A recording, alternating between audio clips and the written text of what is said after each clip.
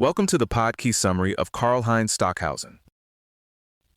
Karlheinz Stockhausen was one of those artists who seemed to treat every boundary as negotiable. Sound versus noise, composition versus performance, concert hall versus architecture, and sometimes even myth versus biography.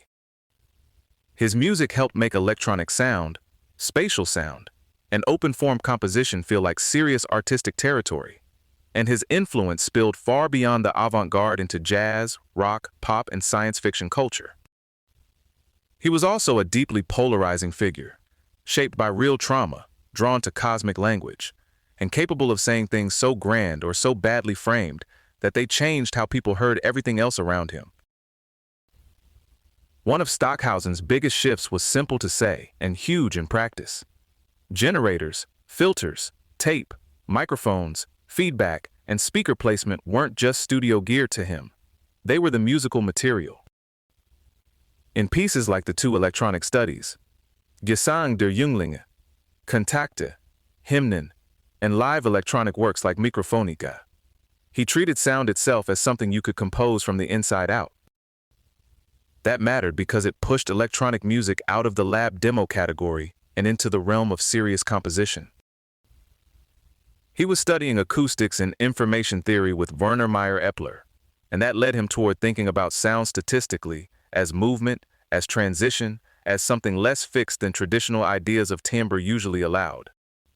So instead of asking what note is this, he might be asking what kind of sonic state is this, and how does it transform? You can hear the long shadow of that in a very mixed crowd. Miles Davis, Herbie Hancock, Frank Zappa, Pink Floyd, Kraftwerk, Can, Björk, and the Beatles all ended up working in territory that his example helped legitimize. He also kept loosening the old line between composing and performing. With variable form, polyvalent form, graphic notation, controlled improvisation, and process composition, he built pieces where performers could choose routes, durations, or transformations rather than just execute one fixed path. Klavierstück 11 can start on any page. Zickless can be read in multiple directions. The score becomes less like a railroad track and more like a map. And then in works like Plus Minus, Aus den Sieben Tagen, and Verkommende Zeiten, he goes further and gives processes or verbal instructions that can lead to wildly different realizations. That makes composition feel almost generative, decades before that word got dragged into every conversation on Earth. Spatial music wasn't decoration for Stockhausen, it was one of the core parameters, right alongside pitch or rhythm. In Gruppen, 3 orchestras are distributed, so fanfares and shifting speeds seem to move through space. In Kontakte and Gesang der Jünglinge, electronic sounds are organized across multiple channels as part of the composition itself. He even got to build that idea on an architectural scale at the 1970 Osaka Expo, where audiences sat in the center of a spherical auditorium surrounded by loudspeakers arranged in 7 rings. Those programs ran about 5.5 hours a day for 183 days and reached around 1 million listeners, which is a pretty wild image for music, often treated as forbiddingly experimental. He imagined future concert halls built around this principle, with sound coming from above, below, and all around, instead of everybody still politely facing one direction like it's 1890. A lot of this was tied to his larger theory that musical time is one unified material. In his 1957 essay, How Time Passes, he worked through tempo scales, nested subdivisions, time fields, statistical composition, action duration, and variable form, all pushing toward the idea that an entire structure could behave like the timbre of a fundamental duration. That's dense on paper, but the basic takeaway is approachable. He wanted people to hear relationships among pitch, duration, dynamics, timbre, and form as one interconnected field instead of separate boxes. Critics thought some of this was too abstract, and the arguments got intense enough that he stopped publishing theoretical essays for a while. Later, his formula technique made things more directly melodic while staying rigorously organized. Works like Mantra, Inori, Tierkreis, and eventually Licht grow out of transformations of a melodic formula. That later turn also fed into the Neue Einfachheit atmosphere, showing that even someone this system-driven could influence a more direct surface style. Then there's Licht, the 7-opera cycle that turns opera into ritual, cosmology, and a kind of all-encompassing symbolic theater. Each opera corresponds to a day of the week, and the whole cycle revolves around the figures Michael, Lucifer, and Eve. It draws on Sri Aurobindo's ideas about Agni, supramental consciousness, and a unifying force within matter, while also folding in Judeo-Christian, Vedic, Japanese, and other ritual traditions. Ordinary operatic categories start to dissolve in this world. Instrumentalists and dancers can represent characters, language can be invented or simulated, and the famous helicopter strike quartet combines string quartet playing with helicopters, headphones, video transmission, and the actual sound of flight. At a certain point, you either recoil from that, or you think, well, of course he did that. For all the cosmic framing, the biography underneath was brutally real.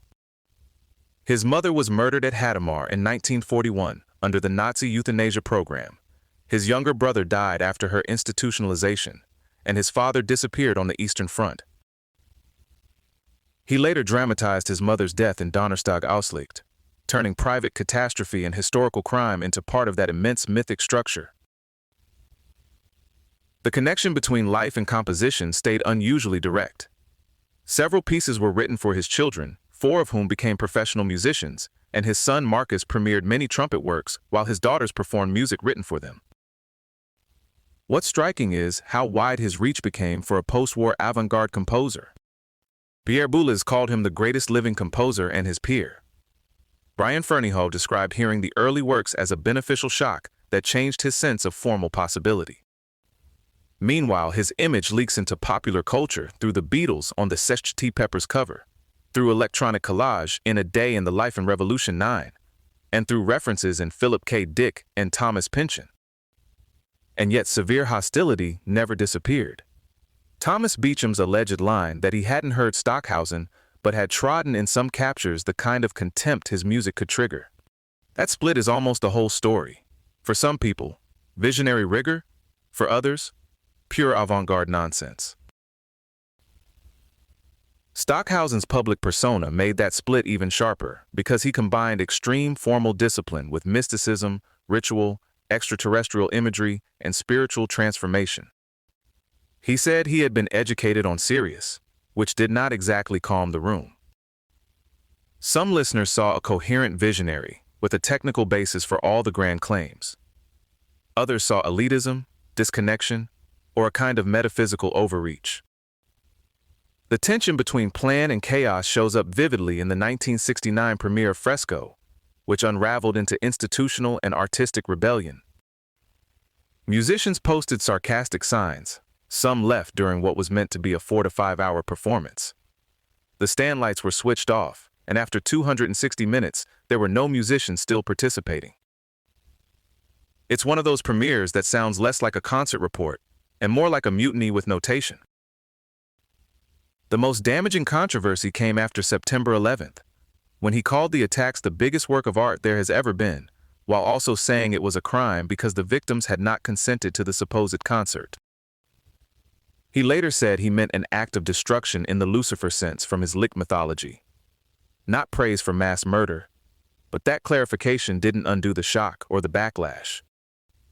A 4-day Hamburg festival of his music was canceled, and his pianist daughter publicly said she would no longer perform under the Stockhausen name. It was a brutal example of how an artist's symbolic language can collide with political and ethical reality, and how once that happens, the collision doesn't stay theoretical for very long. Stockhausen changed how people think about sound, time, space, performance, and what a musical work can even be. He also left behind the harder question of how to separate radical imagination from damaging speech, or whether you can separate them at all. Either way, he still feels less like a closed chapter than like a signal that keeps bouncing back from all directions. This episode was generated by Podkey. Create your own at podkey.fm.